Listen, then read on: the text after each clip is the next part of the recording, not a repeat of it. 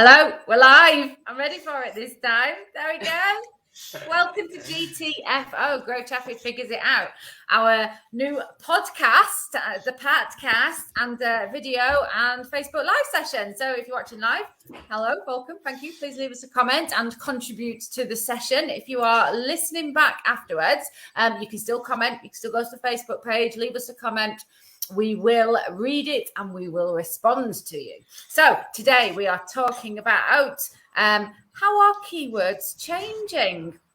We're going a little bit SEO geeky on the one today. This is a subject that's not really relevant to a lot of people. Well, it is, but they're not going to be interested in it. This is quite this is the sort of thing that we geek out over and nobody else gives a shit about. So you're really selling it. Yeah, I am. It's going to be great. I love it. We're all really excited. We're really excited for this one, but nobody else cares. But before we get into our keywords changing, Simon Dalley, what's your name and where'd you come from? My name is Simon Dalley and I come from Grow Traffic. Oh, there we go. Hannah Weinhold, what's your name and where'd you come from? I'm Hannah Weinhold and I'm also from Grow Traffic. All right. Grow Traffic is now a place, is it? This is where we all live. Well, no one gives a shit that I'm in Sheffield and Dalley's in bloody wherever he is. No one cares. I'm in my office. Some people care. I was talking to a woman yesterday, and I think she was in Buenos Aires, and she was really interested that I was in Bacup. Well, she pretended to be. Pretended to be in Buenos Aires? No, she pretended to be interested. I know the feeling well. Move on. Yeah, we're not here to talk about Buenos Aires, unfortunately. Okay, our keywords changing. Oh, wait, who are you? What? Oh, who am I? Oh, Rachel Weinhold. I am Hannah Weinhold's sister, as I've been known for the past 35 years. So, our keywords changing. If you're following Grow Traffic or watch us on our social media, you should know that 2021 has been the summer of algorithm updates. We have had essentially one a month throughout summer. It's been great fun. We've been watching our website and our clients' websites drop a bit, go up a bit, recover a bit. Essentially, everybody's pretty much back where they were at the start. So I don't think there's been huge changes, has there? But there are some subtle changes to keywords. So whenever these algorithm updates happen, it changes how people learn how to use search engines. It changes what businesses need to do in order to optimize their websites to get them more visible in the search engines. They're only subtle and they happen slowly over time, but they are things that we need to talk about. And keywords is one of those things that changes. So that's what we're here to talk about today. So we have 5 areas that you might want to consider in relation to the question, are keywords changing if you are optimizing your website? So first of all, Dalley, do you want to add anything in terms of sort of background of where we're at before we get into the numbered points? Very briefly, don't go over the top. Numbered points. No, I'll just. You're gonna wait. Okay, right. So let's crack on then. So number 1, Dalley's probably going to answer point number 5 in a minute. How are keywords changing? The first thing that you need to think about is your keyword, the definition of your keyword, and what does that keyword mean? So why does this matter? Hannah first. So in 2019, this started to change with a kind of AI update, a kind of learning data kind of query, which was rolled out called BERT, and it takes into context the word, the kind of key phrase. It means that you don't need to think about words like and or but or for, but you do need to think about the context of the word. So for example, if you were going to optimize for roses, there's a lot of ambiguity there. Do you mean the flowers? Do you mean the chocolates? Do you mean Lancashire, Yorkshire? Like, what do you mean? So the color, yeah. So BERT meant that Google was able to anticipate what you meant when you typed in a longer tail keyword, regardless of idiosyncrasies in your speech. So, if you put in something that was very Lancastrian, for example, or very Yorkshire, it would still know what you meant because it was a learning kind of intelligent algorithm. Mm-hmm. So keywords have changed because it's made long tail keywords much more important. Yes. There you go. There we go. There was a real period. I'll let you come in a sec, Dalley. But when that BERT algorithm was rolled out, I remember, because obviously we, as I say, we are search engine geeks. We spend quite a lot of time Googling things and seeing what results we get, and then comparing them a month later when we do the same Google and seeing what results we get. And there was a period straight after that where that really worked. So things such as like Billy Bass, that was an example we looked at the time. You know, if you'd searched for Billy Bass before BERT, it would have given you phishing results because it might not necessarily have known what a Billy Bass is based on kind of the fact that we're in the UK. If you searched for Billy Bass after the BERT algorithm update, it knew that you were talking about that singing fish that was mounted on the wall, that its head moved.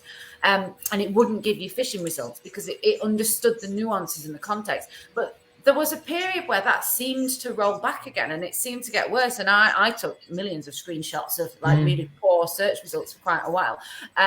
But this is a kind of example. This is a perfect example of how the meaning of a keyword will change over time as determined by an algorithm update. And literally, you know, one day you might search for something and you'll get one result, and the next day you can search for the same thing and get a completely different set of results.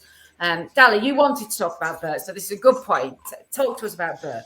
Well, I think BERT is fundamentally most of what we are seeing in terms of the changes to. Sorry, I'm hearing my feedback here. I'm feeding back. There is a little bit of feedback, but I can hear you. Right, okay. I think everything that we've noticed is all kind of wrapped up in BERT. So BERT finished rolling out at the end of 2020. I'm sorry.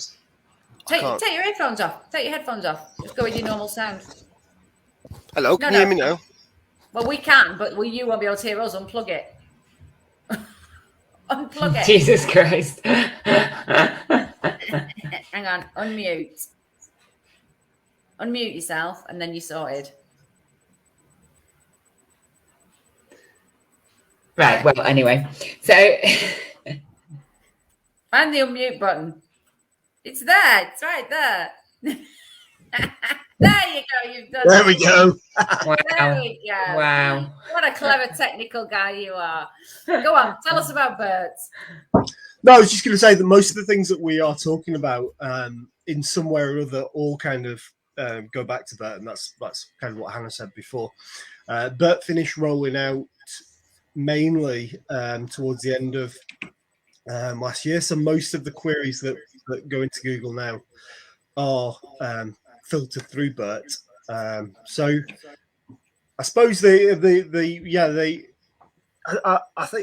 wonder whether we are just picking up on it more because there's just all the queries now have finally been have gone through that process. I mean, there were, you're right. And you know, the extent to which the summer algorithm updates have impacted keywords is questionable, and we probably are seeing the tail end of BERT. But there were specific. So when we talk about kind of those single use keywords, I was reading a study. I know I've talked to you guys about it before. And that was done just after, I think, the August update. And they were saying that, you know, dictionary websites that offer definitions had massively seen huge increases in rankings and traffic, because whereas something would have been a single word definition before, or a single word would have gone to a website. So say, for example, if we had the word nightclub, and there was a company called Nightclub, they had the potential to rank for the keyword nightclub. Whereas now the word nightclub will go to a dictionary definition of the word nightclub. And that seems to be a specific, a recent summer algorithm update thing. It's interesting though. And I wonder how much of this we attribute to keywords changing and search queries changing, and how much it's actually snippets changing. So I think Google is still trying to keep you on page as long as possible and really stop you having to go to a second website. And they introduced passage highlighting, didn't they, in your snippets? So when you click on a snippet, so the featured snippet is the immediate answer that you get in the top of the Google search engine result page.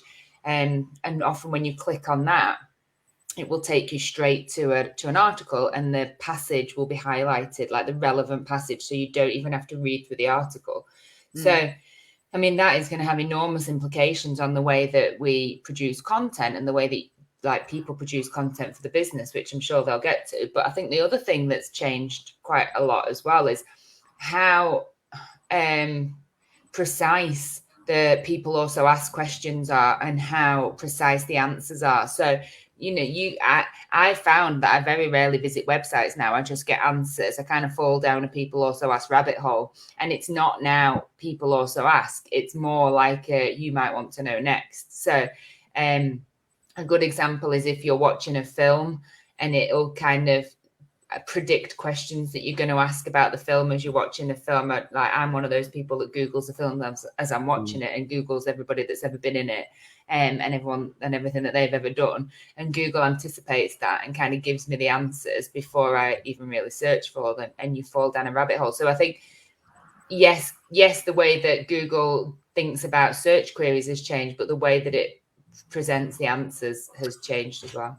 This is absolutely true, and I mean, I've been looking at kind of comparisons again of what the search engine results pages look like now and what they look like before. And you're absolutely right. We've known as SEOs, and we've been saying to people for years, haven't we? Oh, Google will predict your next 5 questions, but it never showed us that information. We never, as either as SEOs or business owners, never got to see that. Whereas you're absolutely right. One of the things that we have noticed from this summer of algorithm updates is that whereas now, before you had maybe 3 people also ask drop-down questions on the top of the search results pages, there's probably 5, 6, 7 now. I mean, I was Googling cold sores the other day for obvious reasons because I've had this horrendous cold sore. And oh my God, I've had that for like a year. 7, 8 weeks now, yeah. But every question I could have asked about cold sores was answered in those drop-down pages. Now, funnily enough, some of them weren't quite what I was asking, but it had pretty close got to what I was going to ask and was directing to funnily enough, most of them came from the same website as well, which I thought was quite interesting. But the way that information is now presented to us, you can absolutely, there's no ambiguity now about Google wants to keep you on Google, doesn't it? It doesn't want you clicking off onto other people's websites. It's going to give you every answer it thinks you possibly need right there so that you don't have to keep searching. What were you going to say, Dalley? I think I was going to say that what we're talking about really is algorithm changes and how Google is presenting the data, because keywords haven't changed fundamentally. Keywords are keywords, and I would disagree with that. Yeah, I disagree. I know this is because do you remember, like in the old days, like Ask Jeeves, you would type into a search engine like, where can I find a plumber, please, Jeeves, and then you would type in after a few years plumber, and now it's like plumber near me. Or if you're doing voice search, like the way that we interact with search engines has changed, and therefore the way that Google kind of processes those search queries must have changed. Clearly, marginally. You're absolutely right. Sorry, I probably made too much of a blanket statement. I don't think that the keywords, the way we use keywords, has massively changed in voice search aside for 1 second, but I don't think that's massively changed since since he started making things a bit more mobile. So for over maybe 7 or 8 years. I think you should know by now, Dalley, that you can't make blanket statements without everyone in SEO going, Yeah, but it just depends. What I find really interesting about this is you're right, Dalley. At its heart, keywords have not changed. Of course, they haven't. Keywords are still keywords, and if you've optimized for keywords on your website, they're still going to keep working. What has changed is user intent, so seeker intent. What does somebody mean when they type that in? And what changes, and it's quite a slow thing, but the way, in a way, we as searchers are trained by the algorithm changes. So yeah, Hannah's right. Those searches that we were doing at the beginning, they were long and they were very polite and they had to be very specific. Do you remember we actually put please on the end of our search terms? And question marks. Yeah, question marks. Yeah, we did, didn't we? Yeah, asking a really full question. And we've kind of gone full circle in the way that we do that.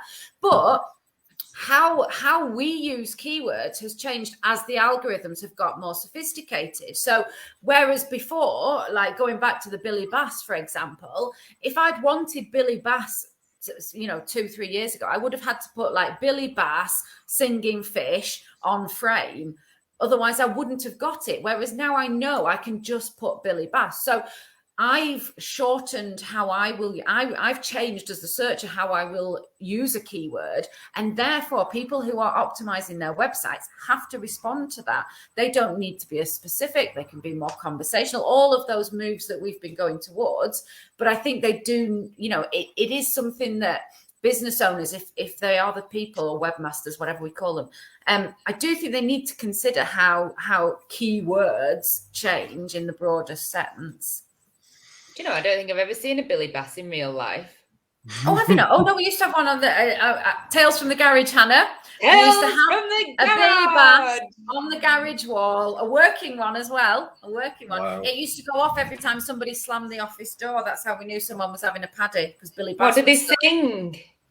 Oh, I can't remember what it says. It sounds like an Elvis song or something really weird. Apparently the Queen bought 5 of them for Balmoral when they came out. The Queen bought 5 Billy Basses for Balmoral. There we go. I was just going to say I'm going to get one, but I don't think I will now. Right. Anyway, we've all done a Dalley here and covered a couple of points. So the thing that we are discussing today, we are discussing how are keywords changing. Very geeky, very SEO-y today. Number one, the thing that you need to think about is short keywords and definitions, and out of that kind of rich snippets and how all that's changing. Just to say, if you want to know more about rich snippets, Chloe wrote an awesome blog. It's on the Grow Traffic website. Go and find it. It's under the title "How Are Keywords Changing?"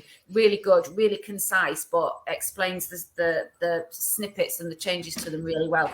We should probably say that for every Facebook Live that we do, there's a corresponding blog on the Grow Traffic website if you wanted to find out more detail. We've never told anyone that.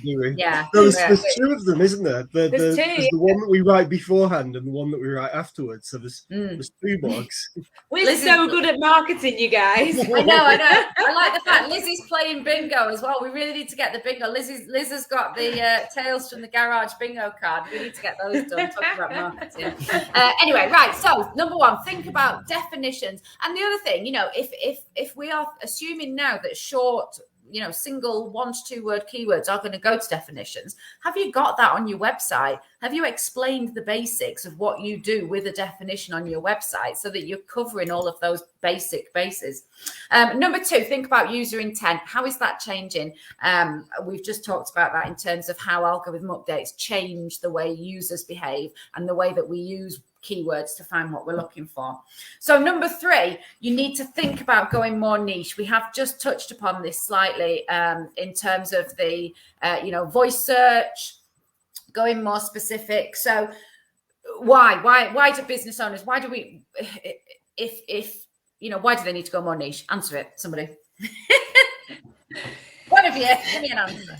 Well, there's a number of reasons, isn't there? And I always think that why you need to go more niche, most businesses, is just to get cut through, because now, kind of 20 or so years after the internet was really started to take off, and everybody's created a shit ton of content on the web. In order to get any kind of cut through, unless you've got a huge brand, then you're going to have to go really niche for most businesses. But also, niche is specific, isn't it? So if you create specific content about something, then you're more likely to generate an outcome afterwards, which, from content marketing and the clues in the name, you're going to want to get some kind of outcome from it. Whereas if you're just producing definitions, and I appreciate that they're important to have on your website, I have a slight problem with it, because it doesn't necessarily have that kind of marketing objective bit at the end of it. Add value, does it? Yeah, for sure. You're just there to cover your ass with it, aren't you? Yeah, and I think there does need to be an element of that. Like, I think when you're creating your content, yes, get niche, but think firstly about the people also ask questions. So we always say this: answer questions that people are going to ask about your service at every stage of the buyer journey. So when they're first becoming aware, right down to the time when they're ready to hand over the hard cash or whatever, what are the questions that they want to know? Predict and answer the questions yourself. And if that means that you go to your clients and say, what did you want to know before you made the decision to come here? What were your frequently asked questions? That's what you need to do. So get detailed in that sense, that you're kind of giving every answer. And I think get savvy as well with the way that you do it. So have a mixture of really long form content and quite shorter pieces as well, so that you can quickly find, people can quickly navigate to the answers within a piece of content. But then you've got sort of longer pieces of content that go into more detail. You could perhaps cornerstone a long form piece of content and then branch out smaller pieces that hang off the back of that, or the side of that, however you want to picture the analogy, so that you're really answering those questions. And I'll give the piece of advice that I always give at this point. For most businesses, a really good place to start is with consideration phase content. So everyone can write decision phase content, and most people can write awareness content. Just explain that a little bit, Dalley. What do you mean by that? The consideration phase content is when somebody already knows the solution to the problem that they've got, and then they're or either the solution or multiple solutions to the problem they've got, and they're then trying to get down to working out which is the solution for them. Yeah, as opposed to decision-making content, which is... as opposed to decision-making, which is your product and services pages, primarily on your website. That's an easy way to think about it. And then awareness, which is when you start to have a problem and you start to realize you've got a problem, you don't necessarily know what the solution is, and you start to kind of explore that. So just to give that for examples for people that don't understand, haven't got a degree in marketing, if you were selling, let's say you're selling shampoo, your awareness phase would be you're writing content about, have you got dandruff? Have you got greasy hair? Are you losing your hair? Those are the problems that people are facing, and they don't know yet that your shampoo might possibly be a solution to that. The consideration phase is, okay, that you've got greasy hair and that shampoo is going to be a good solution. So let me explain why this shampoo is good, because we've done a lot of research about this, and it's better than other shampoos. Is them. And what, have I frozen? Yeah, you've come back there. I was just filling in the gaps. All right, sorry. And then I think somebody rang me. That's why my Wi-Fi always goes off if someone rings me. And then the decision-making bit is, why are you the best shampoo provider to pick? So why are you better than L'Oreal or Laboratoire Garnier or whatever? So it's all of that, because we're a great company and because we do really good things with our staff, and we've done all of this research and blah, blah, blah. So those are all those types of things that you can feed into that.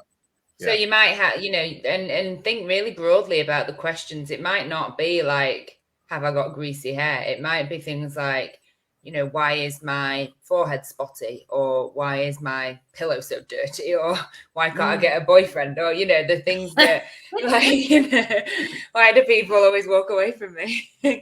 or thinking about Rachel's kind of analogy there, it would questions like how to choose an anti-dandruff shampoo, that type of thing.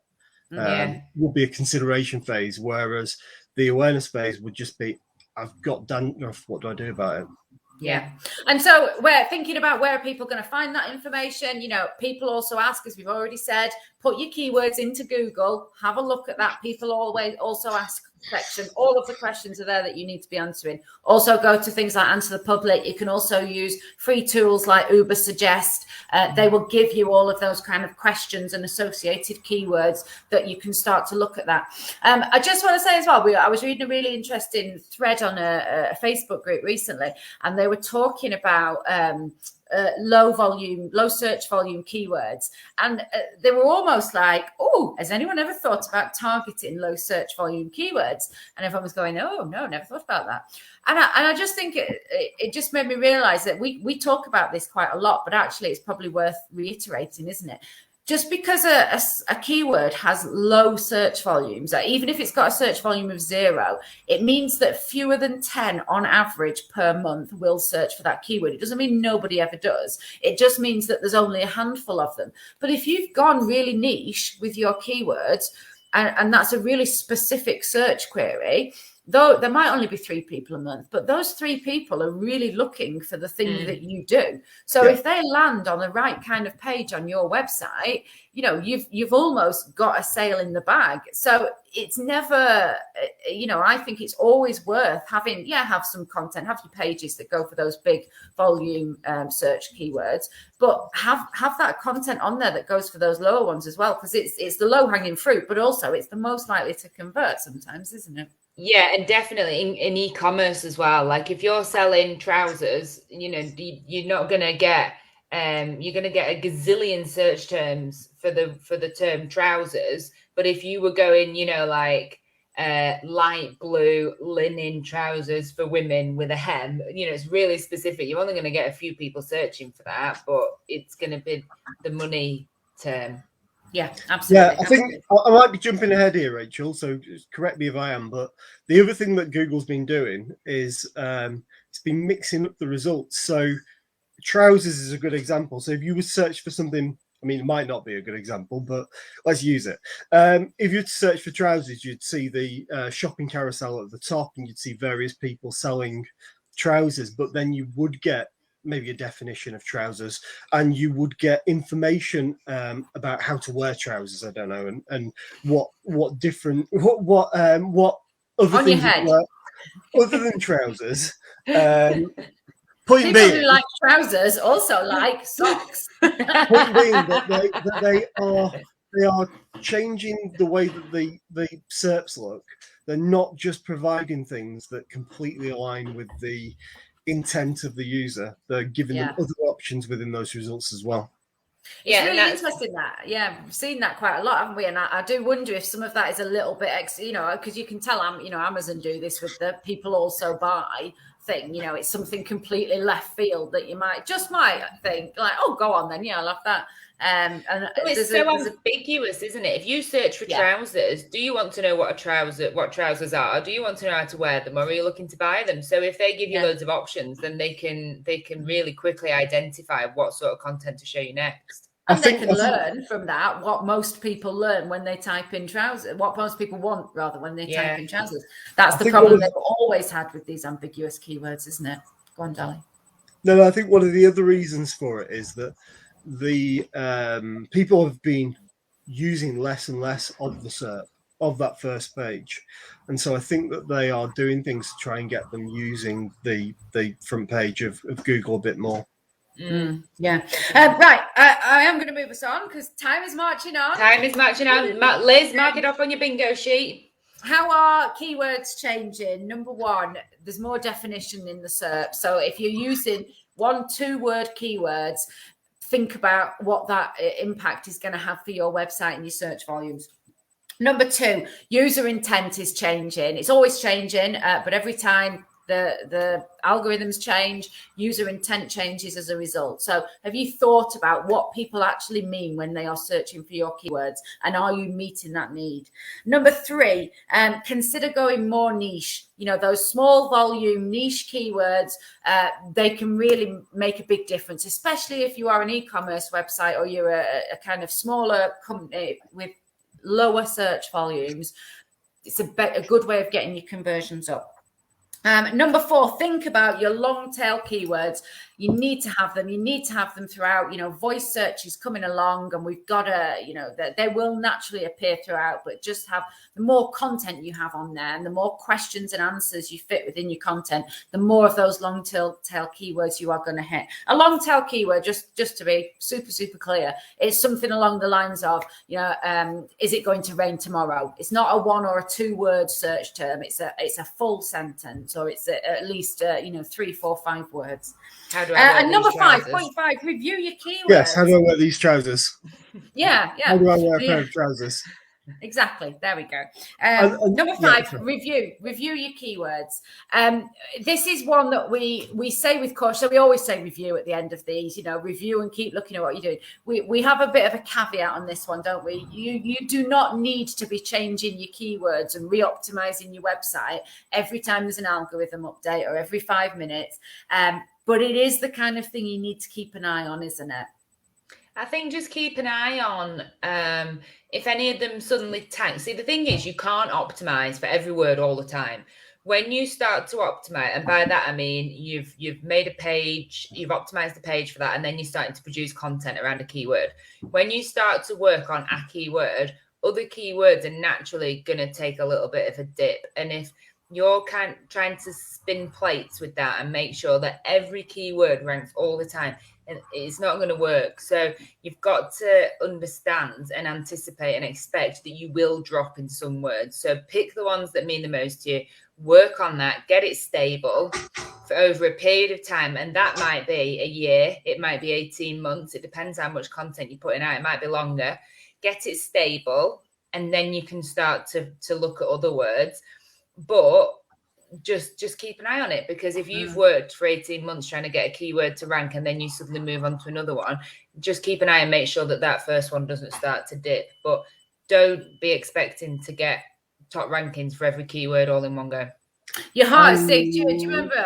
We still get it periodically, don't we? When a customer will get a new client and we'll say, "Yep, send us your keywords," and they send us an Excel spreadsheet with like 20 pages, and you're like, "No," you're like, "Pick I want 3 and do them well." Yeah. Go on, Dalley. Oh yeah, go on. No, I was going to say. Yeah, let me speak. So it's only on these lives that I get a word in edgeways, and Bella, you're that. Lies! Lies! Oh my God! Go on, get on with it. In terms of what was I going to say? I can't even remember what I was going to say now. Keywords, keep them small. Review. No, I was going to say the other thing is about kind of the broad core updates that we've had over the last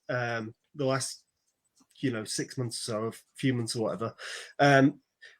You don't have to react to them all, because some of them there's nothing that you can do about it. It's just that you've done nothing wrong in the first place. It's just Google has changed the way that they are updating it, and you've literally got to wait until the next broad core update for anything, to reconsider how they process that data. So although it's although it's a good idea to keep an eye on your rankings and then make changes accordingly, understand what's going on with Google and don't react all the time. Yeah, we said this in one of these a few times ago when we talked about updates. You don't always need to react. Can I just go back and put a little caveat on my statement?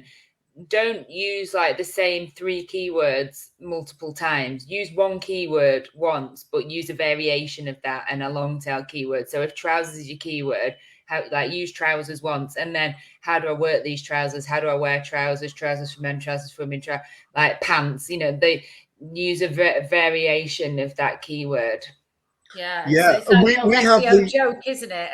A man walks into a bar, club, barista, cafe, restaurant. Yeah. But no, Dalley, tell them about our keyword pyramid.